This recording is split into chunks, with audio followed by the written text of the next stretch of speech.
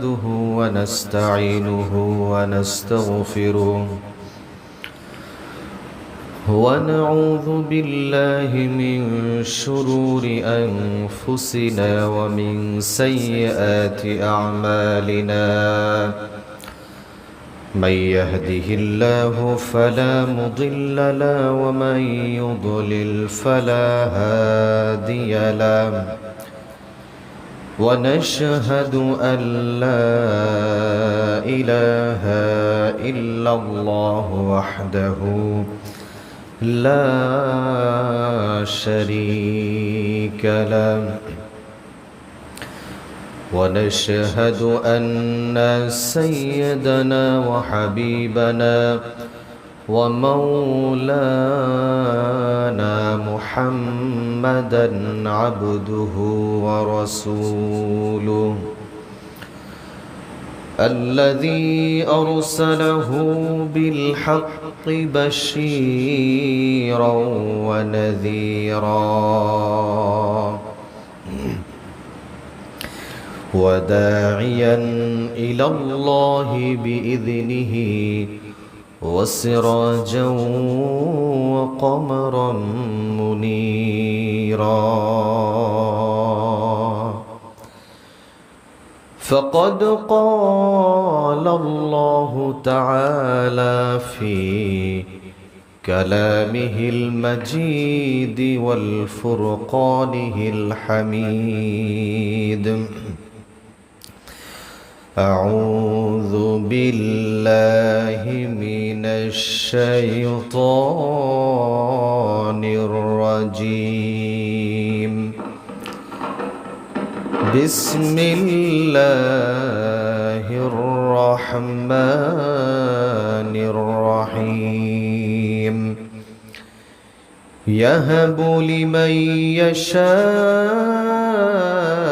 إناثا ويهب لمن يشاء الذكور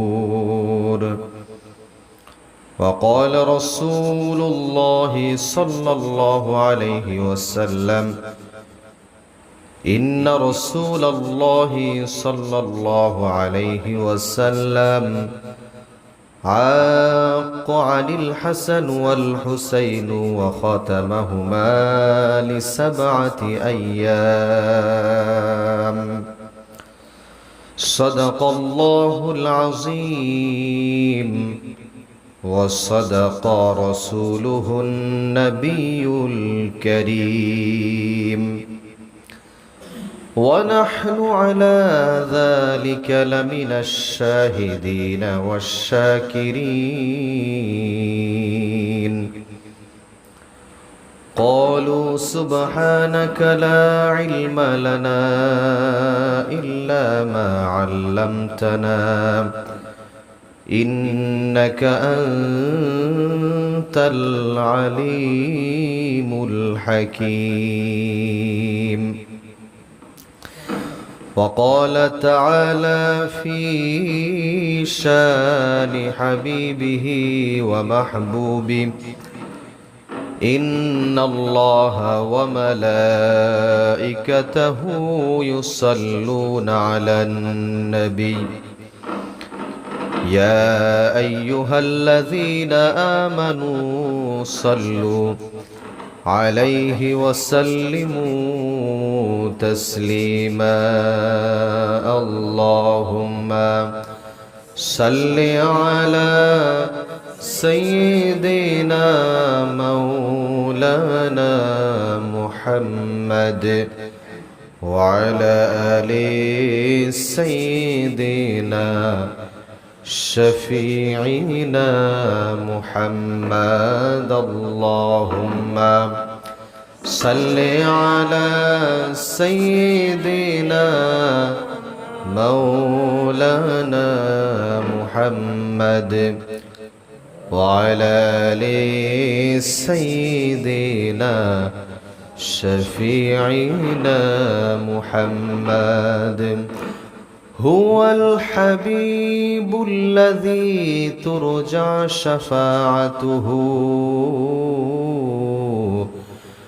لكل هول من الأهوال مقتحم اللهم صل على سيدنا مولانا محمد وعلى آل سيدنا شفيعنا محمد بلغ العلا بكماله كشف الدجى بجماله حسنت جميع خصاله صلوا عليه وآله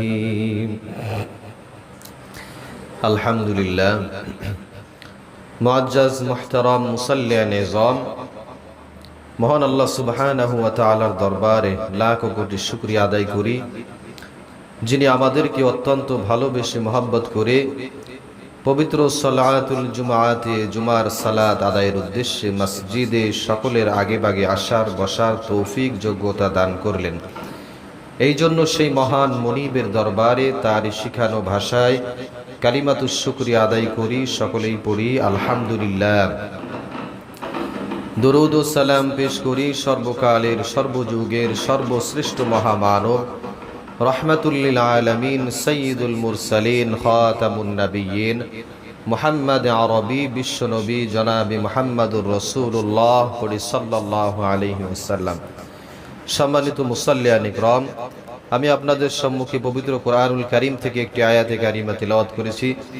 রাসূল করিম সাল্লাল্লাহু আলাইহি ওয়াসাল্লামের অসংখ্য অগণিত হাদিস থেকে একটি হাদিস আপনাদেরকে শুনিয়েছি। এই আয়াত এবং হাদিসকে সামনে রেখে নির্দিষ্ট সময়ের ভিতরে আমলের নিয়াত ইখলাসের সাথে কিছু আলোচনা শোনার চেষ্টা করব। আমা তৌফিক ইল্লা বিল্লাহ। প্রাণ প্রিয় দিনদার ইমানদার মুসাল্লিয়ান ইকরাম, শুরুতে একটা বিষয় নিয়ে একটা প্রশ্ন নিয়ে 2 মিনিট কথা বলে আমরা যে ধারাবাহিক আলোচনার ভিতরে ছিলাম সেই আলোচনার ভিতরে আমরা প্রবেশ করব। প্রাণ প্রিয় মুসাল্লিয়ান ইকরাম, আপনারা সকলেই জানেন যে সারা দেশব্যাপী কোটা আন্দোলন চলতেছে। এই কোটা আন্দোলনে অসংখ্য ভাই বোন আমাদের মারা গিয়েছে। এখন এখানে প্রশ্ন হলো, অনেকে জিজ্ঞেস করেছেন যে হুজুর, যারা মারা গেছে তারা কি, অনেকে বলতেছে তারা শহীদ হয়েছে, আসলে কি তারা শহীদ হয়েছে? ইসলামিক দৃষ্টিতে তাদের মৃত্যুটা কেমন মৃত্যু বলে বিবেচিত হবে? তো নবী আলাইহিস সালাতু ওয়াস সালাম শহীদি মৃত্যুর অনেকগুলো সংজ্ঞা দিয়েছেন। তার ভিতরে একটা হলো, যদি কোনো ব্যক্তি তার প্রাপ্য অধিকার আদায়ের জন্য সংগ্রাম করে যুদ্ধ করে নিহত হয়, ওই ব্যক্তিও শহীদ। প্রাপ্য অধিকার বলতে কি? এখন প্রাপ্য অধিকার বলতে আমার যেই জিনিসটা, মনে করেন আমার ভূমি, আমার জায়গা, এটা আমার নিজের, কিন্তু এটা অন্যজন দখল করে খাচ্ছে, এখানে আমি তার সাথে যুদ্ধে লিপ্ত হলাম, মারামারি সংগ্রামে লিপ্ত হলাম, কিন্তু তার সাথে আমি পেরে উঠিনি, আমি মারা গেছি, তো ওই ব্যক্তি শহীদ হয়ে যাবে। প্রাপ্য অধিকার, কোটা আন্দোলন যারা করতেছে এটা তাদের প্রাপ্য অধিকার। সুতরাং এখানে যারা মৃত্যুবরণ করেছে প্রত্যেকেই এক একজন শহীদ, আর এদের বিরুদ্ধে যারা গুলি চালিয়েছে এরা এক একজন সন্ত্রাস। যদিও দেশের সৈনিক হতে পারে, কিন্তু যেহেতু প্রাপ্য অধিকার, এই কারণে প্রাপ্য অধিকারের বিরুদ্ধে অস্ত্র ধরার কারণে তারা সন্ত্রাসের কাতারে ওই কিয়ামতের ময়দানে দাঁড়াবে। আর যারা গুলিবিদ্ধ হয়ে মারা গেছে তাদেরকে নিঃসন্দেহে আল্লাহ সুবহানাহু ওয়া তাআলা কিয়ামতের ময়দানে শহীদের মর্যাদা দান করবে, যদি কিনা তাদের ভিতরে শিরক, কুফর, বিদআত এই ধরনের কিছু না থাকে, ঈমান নিয়ে মৃত্যুবরণ করেন, আল্লাহ সুবহানাহু ওয়া তাআলা তাদেরকে শহীদি মর্যাদা দান করবেন। প্রাণপ্রিয় মুসাল্লিয়ান ইকরাম, আমরা যে আলোচনাটায় ছিলাম, সন্তানের প্রতি পিতামাতার যে দায়িত্ব, হক, কর্তব্য, বন্ধ করে দেব, সন্তানদের প্রতি পিতামাতার দায়িত্ব কর্তব্য কি হবে?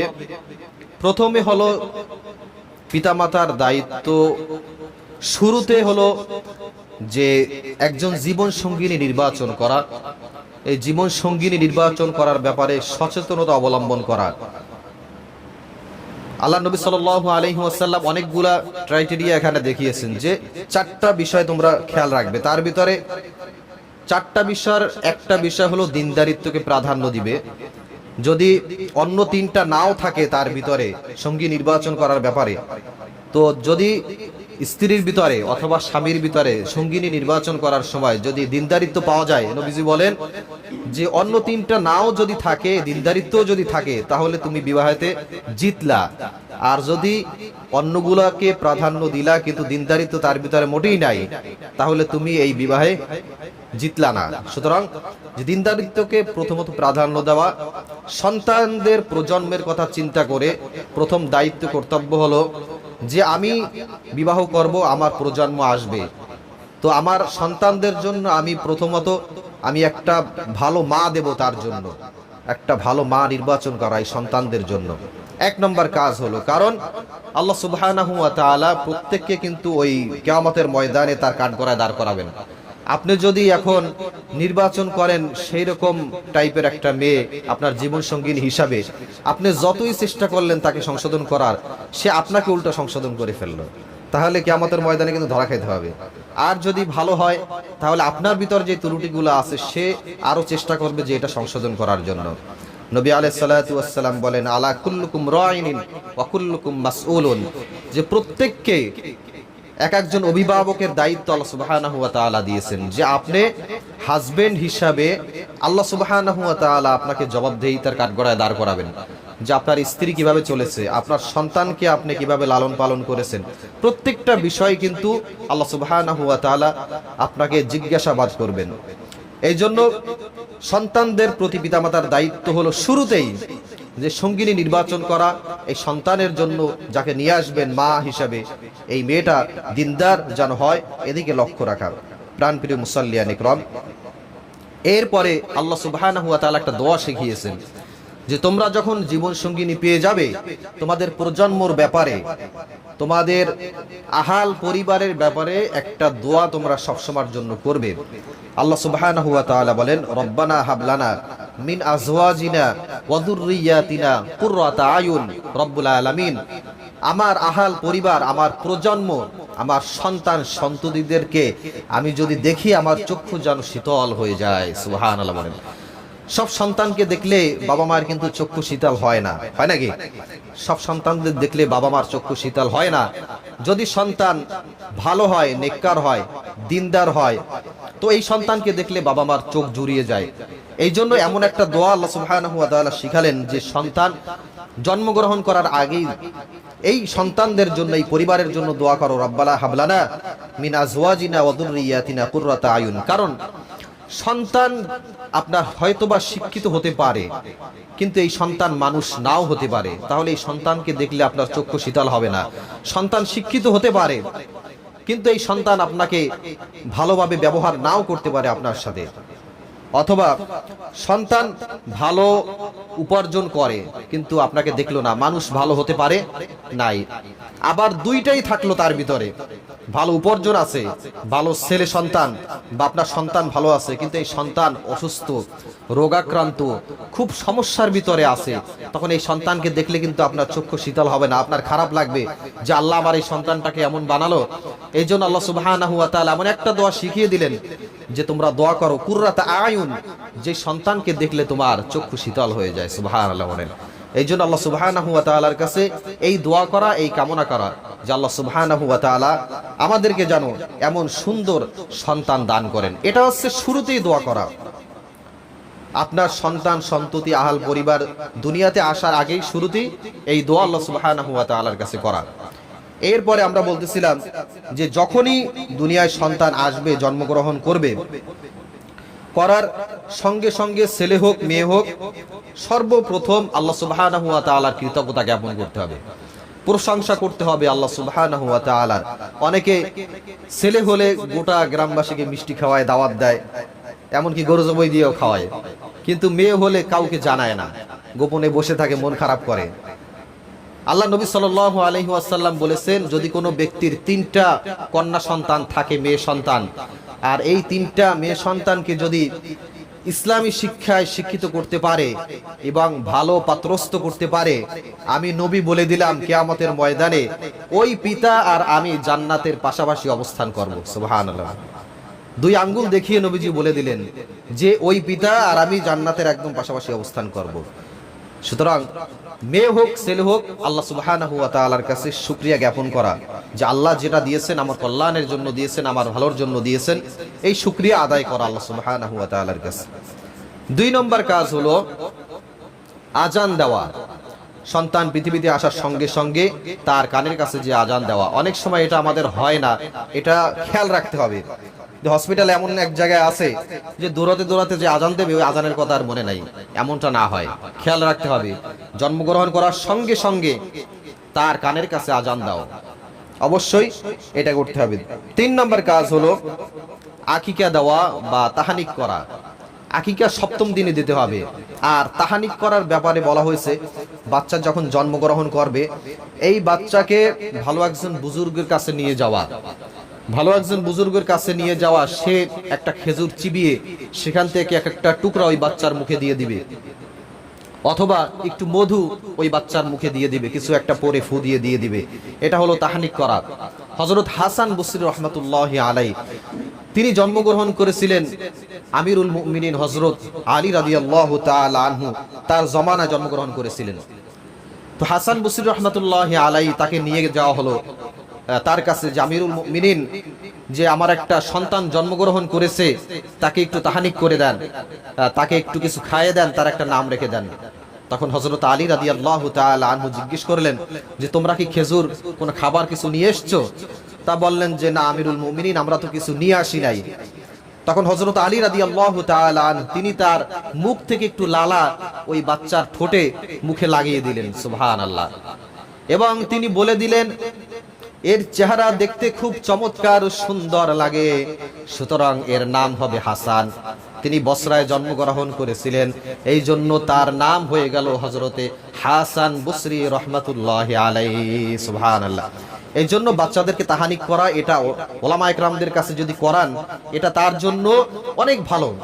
এই বাচ্চা নিকার হওয়ার সম্ভাবনা থাকে, এই বাচ্চা ভালো হওয়ার সম্ভাবনা থাকে, একটা রুহানিয়াত পায়, একটা দোয়া তাদের পক্ষ থেকে পায়। এরপরে হলো আকিকা দেওয়া। বাচ্চা জন্মগ্রহণ করার পরে 7ম দিনে তার আকিকা দেওয়া এবং সুন্দর একটা নাম রাখা।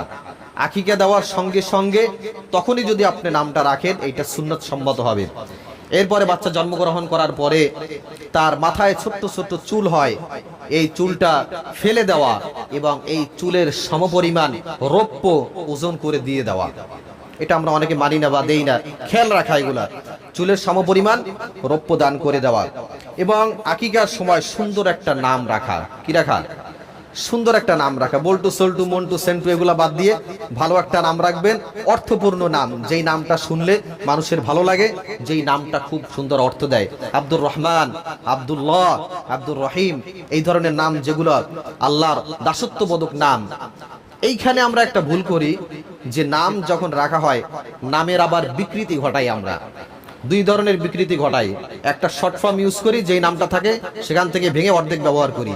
আব্দুল্লাহ থাকলে বা আব্দুর রহমান থাকে শুধু রহমান বলি অনেকে। তো আব্দুর রহমান মানে রহমানের বান্দা। আপনি যদি শুধু রহমান বলেন তাহলে আল্লাহকে বলা হলো। রহমান মানে কি? আল্লাহ। আব্দুর রহমান মানে রহমানের বান্দা, রহমানের গোলাম। তা আপনি যদি অর্ধেক বলেন এখানে কিন্তু আপনার গুনাহগার হচ্ছেন। এরপরে আবার অনেকে নামের বিকৃতি ঘটায়। নাম আব্দুল্লাহ, আব্দুর রহমান, দেখা গেল রহমান না, আছে না নাই সমাজের ভিতরে? এই নামের বিকৃতি ঘটানো কিন্তু ভয়ঙ্কর কবিরা গুনাহ। আল্লাহর নবী সাল্লাল্লাহু আলাইহি ওয়াসাল্লাম বলেছেন, আল্লাহ সুবহানাহু ওয়া তাআলা প্রথম বলেছেন ইন্নামাল মুমিনুনা ইখওয়া, যে তোমরা একজন অপরজন মুমিন ভাই। নামের বিকৃতি ঘটাবে না। ইয়া আইয়ুহাল্লাযীনা আমানু লা ইয়াসখার কওমুম মিন কওমিন আসা আইয়াকুনু খায়রাম মিনহুম ওয়ালা নিসাউম মিন নিসাইন আসা আইয়াকুননা খায়রাম মিনহুন্না, যে তোমার একজন ভাই তোমার থেকে উত্তম হতে পারে। তুমি যাকে ব্যঙ্গ করে ডাকতেছো তোমার সেই ভাই তোমার থেকে উত্তম হতে পারে।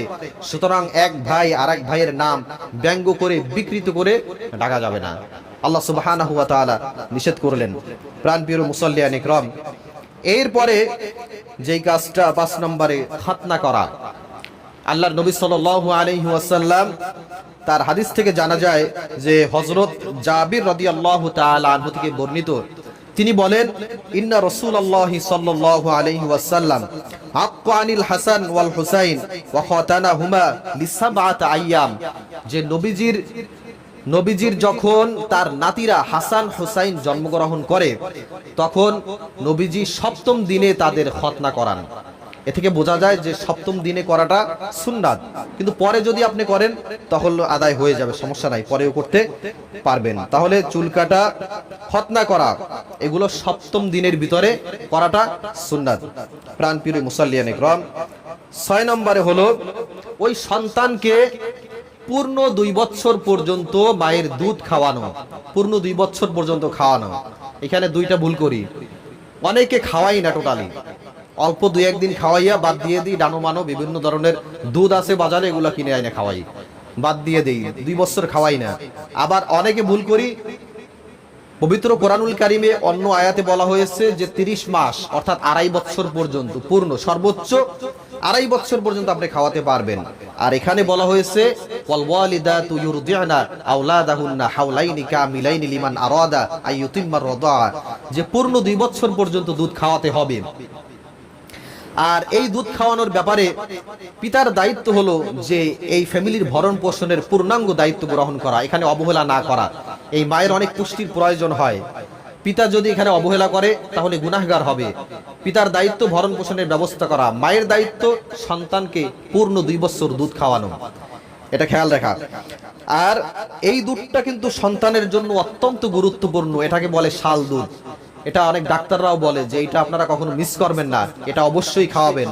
যে আপনি অন্য যাই খাওয়ান, এই দুধের মতো ভিটামিন কিন্তু অন্য কিছুতে পাবেন না। আপনি যত পুষ্টিকর খাবার খাওয়ান, জন্মের সাথে সাথে এই দুধটা যদি আপনি খাওয়াতে পারেন, এই বাচ্চার মেধা বিকাশ হবে, এই বাচ্চার স্মৃতিশক্তি বৃদ্ধি পাবে, এই বাচ্চার ভিতরে যত রোগ প্রতিরোধ ক্ষমতা বৃদ্ধি পাবে, সব কিছুর প্রতিরোধ ক্ষমতা এই দুধের ভিতরে রয়েছে। এই জন্য পূর্ণ 2 বছর, এবং যদি চান আপনারা 2.5 বছর পর্যন্ত সর্বোচ্চ দুধ খাওয়াতে পারবেন। এখানে একটা ভুল করি অনেকে, 2.5 বছর কি 3 বছর 4 বছর হয়ে যায়, এরপরও দুধ ছাড়ায় না। আমি বুঝি না, মানুষের বাচ্চা, তাকে দুধ ছাড়াতে এত কষ্ট হবে কেন? আমরা সচেতন নাই, হচ্ছে মেইন কথা। অন্য প্রাণী সে খাক সেটা ভিন্ন জিনিস, কিন্তু মানুষের সন্তান আমি যদি একটু সচেতন হই, সে তো অবশ্যই ছাড়ানো খুব সহজ, যেহেতু আল্লাহ সুবহানাহু ওয়া তাআলা বলে দিয়েছেন যে 2.5 বছর পর্যন্ত দুধ খাওয়াতে পারবে, এরপর আর খাওয়ানো যাবে না। তো 2 বছর থেকে যদি আমি চেষ্টা করি, আমার বাচ্চা 2 বছরের পরে দুধ খাওয়ানো ছাড়ান দিয়ে দিচ্ছে, 2 বছরের পরে যদি আপনি চেষ্টা করেন, এই বাচ্চা দুধ ছেড়ে দিবে। এই বাচ্চার জন্য উপকারিতা হবে ওই পর্যন্ত যেটা আল্লাহ সুবহানাহু ওয়া তাআলা বিধান দিয়েছে। 2.5 বছরের পরে যদি আপনি খাওয়ান, এটা তার জন্য ক্ষতিকর হবে। ওই মায়ের ভিতরে যে সমস্যাগুলো আছে, যে রোগগুলো আছে, এই জাতগুলো এই দুধের মাধ্যমে এই সন্তানের ভিতরে প্রবেশ করবে। এই জন্য আল্লাহ সুবহানাহু ওয়া তাআলার বিধান যেটা 2 থেকে 2.5 বছর পূর্ণাঙ্গ দুধ খাওয়ানো, এই বিধান আল্লাহ সুবহানাহু ওয়া তাআলা আমাদেরকে পিতামাতার মানার আল্লাহ সুবহানাহু ওয়া তাআলা তৌফিক দান করেন, সকলে বলেন আমিন। এর পরবর্তী কথা হলো যে সন্তান যখন একটু বড় হওয়া দেয়, আস্তে আস্তে একটু কথা বলা শেখে, একটু বুঝতে শিখে, তখন এই সংসারের ভিতরে অনেক গ্যাঞ্জাম ফাসাদ লেগে থাকে। এখন কি হয়, এই বাবা মা সংসারের ভিতরে বিভিন্ন গ্যাঞ্জামে লিপ্ত হয়, এই বাচ্চা দেখে, এমনও সময় আছে যে এই বাচ্চার উপর এই প্রভাবটা পড়ে, এই বাচ্চাকেও মারা হয়। তো এই ব্যাপারে কঠোর নিষেধাজ্ঞা আছে যে বাচ্চাকে যেন কোনোভাবে প্রহার না করা হয়, তার উপর যেন কোনো ধরনের প্রভাব না পড়ে।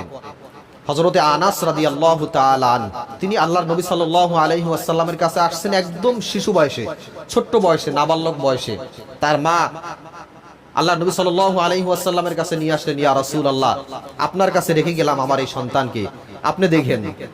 তো হযরত আনাস রাদিয়াল্লাহু তাআলা আনহু, হাদিসের ভিতরে আসছে স্পষ্ট বর্ণনা, আল্লাহু লাকাদ খিদমাতা 9 সিনিন, যে আল্লাহর নবী সাল্লাল্লাহু আলাইহি ওয়াসাল্লামের কাছে আমি দীর্ঘ 9টি বছর তার খেদমতে আমি ছিলাম। আমি শিশু বয়সে এসেছি, কিশোর বয়স প্রায় যৌবন বয়স পর্যন্ত আমি তার খেদমতে ছিলাম। নবী আলাইহিস সালাতু ওয়াস সালাম কখনোই আমাকে ধমক দিয়ে আমাকে কোনোদিন কথা বলে নাই, সবসময় বুঝিয়ে আমাকে কথা বলেছেন।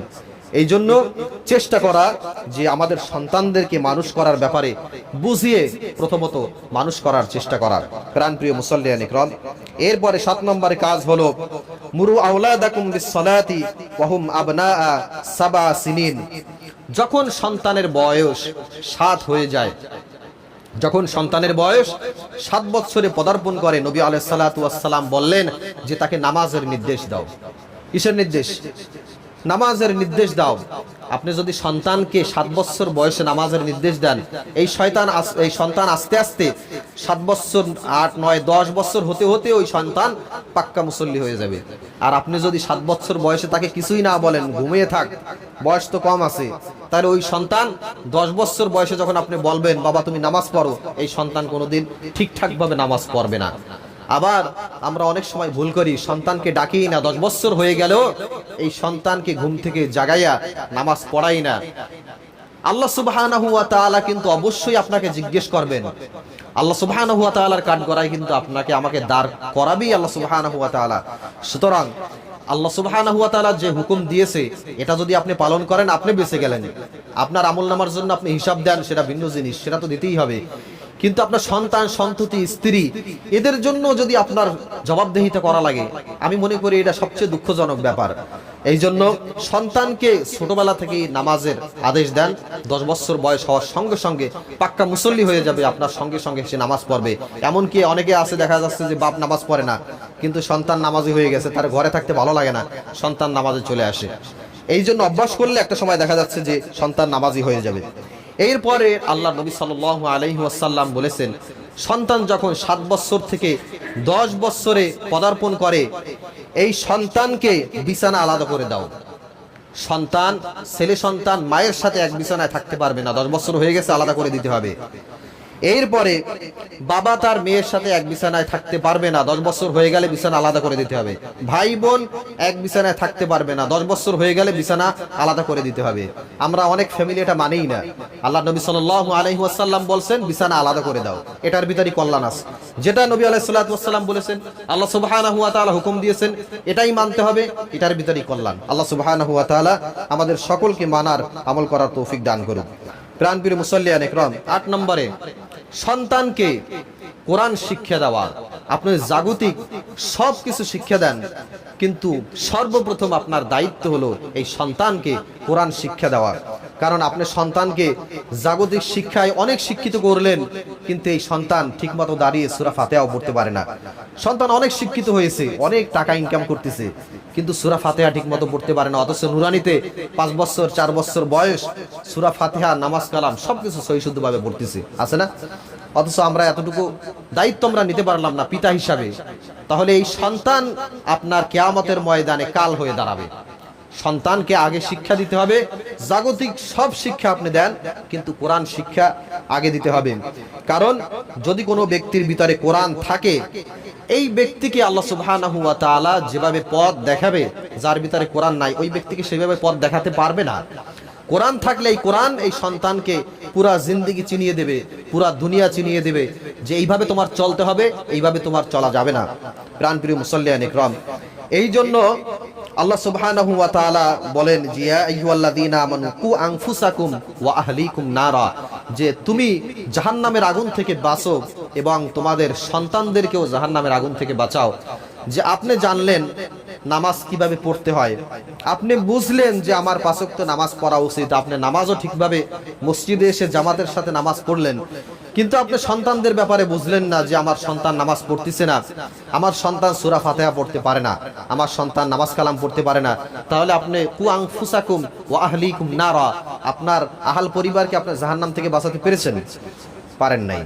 আপনি সব পারলেন, আপনার সন্তানদেরকে, আপনার আহাল পরিবারকেও জাহান্নাম থেকে আপনার বাঁচাতে হবে। যদি এই শিক্ষা আপনি না দেন, আল্লাহ সুবহানাহু ওয়া তাআলাও আপনাকে ধরবে। প্রাণপ্রিয় মুসল্লিয়ান ইকরাম, এই জন্য কোরআন শিক্ষা 1 নম্বরের শিক্ষা এই সন্তানকে দিতে হবে। এরপরে আমি জগৎকে শিক্ষা দিতে পারি। 9 নম্বর, সন্তানকে নবী আলাইহিস সালাতু ওয়াস সালাম বলেন যে শক্তিশালী রূপে গড়ে তোলো। এ ব্যাপারে হাদিসে অনেকগুলো বর্ণনা আসছে যে তাকে তীর নিক্ষেপ করা শিখাও।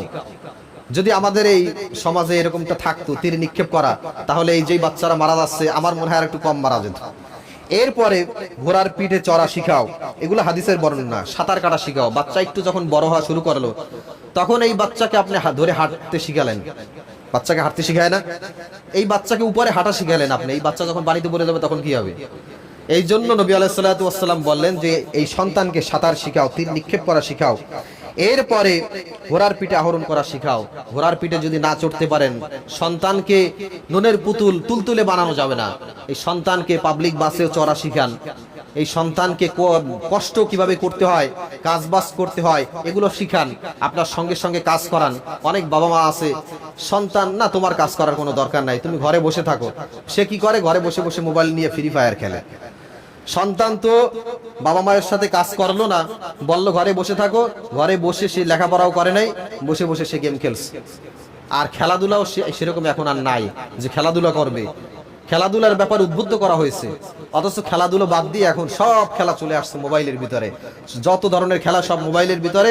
এই জন্য অল্প বয়সে মাজা ধরে যায়, অল্প বয়সে হাড্ডি ক্ষয় হয়ে যায়, অল্প বয়সে ব্রেনের সমস্যা হয়, অল্প বয়সে মেধাশূন্য হয়ে যায়, মাথার ভিতরে কিছুই ঢোকে না। এই জন্য শক্তিশালী রূপে গড়ে তোলার জন্য এই যে বিষয়গুলা, এরপরে আপনি সাইকেল চালানো শিখাতে পারেন। সাইকেল চালানো শিখান, পাবলিক বাস, খেলাধুলার ব্যাপারে উদ্বুদ্ধ করা হয়েছে। কারণ আল্লাহ নবী সাল্লাল্লাহু আলাইহি ওয়াসাল্লাম বলেন, ইন্নামাল মুমিনুল কওয়িয়্যু খায়রুন ওয়া আহাব্বু ইলাল্লাহি মিনাল মুমিনিদ দাঈফ। একজন ঈমানদার শক্তিশালী, একজন ঈমানদার আল্লাহর কাছে যতটা প্রিয়, একজন দুর্বল ঈমানদার রোগাক্রান্ত মুমিন আল্লাহর কাছে কম প্রিয়। এই জন্য যদি সন্তানকে আপনি শক্তিশালী রূপে গড়ে তুলতে পারেন, এই জন্য সে প্রকৃত একজন ঈমানদারও হতে পারবে। এই শক্তিশালীর জন্য যতটুকু সে পরিশ্রম করতে পারবে, ইবাদত বন্দিগের ক্ষেত্রেও যদি দুর্বল থাকে, বলবে আমার পায়ে ব্যথা, আজকে নামাজ যাইতে পারবো না, আমার মাজায় ব্যথা, আমার মাথা ঘুরাচ্ছে, গেম খেলতে খেলতে আমি মসজিদে যেতে পারবো না। অজুহাত একটা দেবে, আপনি বলবেন ঠিক আছে যাও, অসুস্থ আছে তাহলে তোমার আর মসজিদে যাওয়া লাগবে না, বাসায় বসে পড়ো। সে বাসায় বসেও পড়বে না, গেম নিয়ে ব্যস্ত থাকবে। এই জন্য সন্তানকে শক্তিশালী রূপে গড়ে তোলা। প্রাণপ্রিয় মুসাল্লিয়ান ইকরাম, এরপর নবী আলাইহিস সালাতু ওয়াস সালাম সন্তানদের কথার গুরুত্ব দিতে বলেছেন। কারণ আমরা দেখেছি হযরত ইব্রাহিম আলাইহিস সালাতু ওয়াস সালাম যখন স্বপ্নে দেখলেন তার সন্তানকে তিনি জবেহ করতেছেন, তিনি যে সঙ্গে সঙ্গে জবেহ করছেন, সন্তানকে যে সঙ্গে সঙ্গে জবেহ করেন নাই, সন্তানের অনুমতি নিয়েছেন, পরামর্শ চেয়েছেন যে বাবা আমি তো স্বপ্নে দেখলাম যে তোমাকে জবেহ করতেছি, এখন তোমার মতামত কি। এখান থেকে বোঝা যায় যে সন্তানদের মতামত নেওয়াটা জরুরি। স্ত্রীর মতামত নেবেন, সন্তানদের মতামত নেবেন, তা না হলে কোনো সময় ক্ষতির সম্মুখীন হলে তারা বলবে আমি তোমাদের সাথে নাই, আমার কাছে তো জিজ্ঞেস করো নাই, বলবে না। এই জন্য স্ত্রী সন্তান তাদের পরামর্শ নেওয়াও এ ব্যাপারে নবী আলাইহিস সালাতু ওয়াস সালাম উদ্বুদ্ধ করেছেন।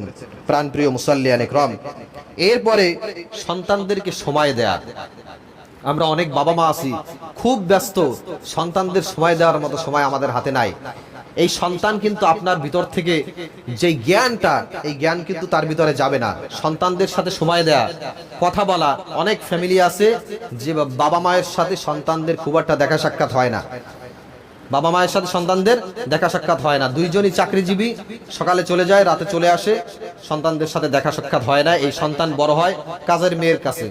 তো এই সন্তান কিন্তু তার মেধা বিকাশ আপনার কাছ থেকে যতটা হতো, সে কিন্তু এই আচরণগুলো পাবে না, কাজের মেয়ের কাছ থেকে পাবে। এই জন্য সন্তানদেরকে একটু সময় দেয়া, মাঝে মাঝে তাদের নিয়ে ঘুরতে যাওয়া, বেড়াতে যাওয়া, সন্তানদেরকে সময় দেয়া।